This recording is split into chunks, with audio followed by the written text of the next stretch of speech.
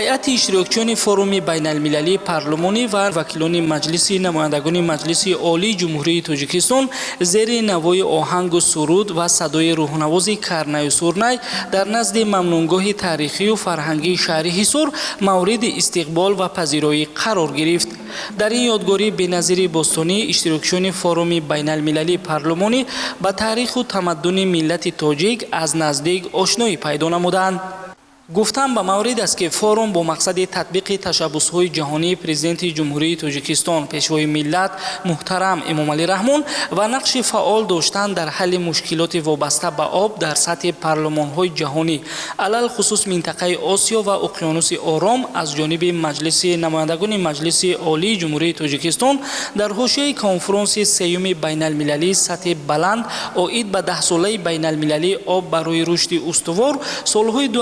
2018-2028 амалӣ гардид. чун одати деринаи шарқиёна дар ин ҷо низ меҳмонон пазироӣ хуб шуданд ва ба ифтихори онҳо барномаи зебои фарҳангӣ пешниҳод карда шуд.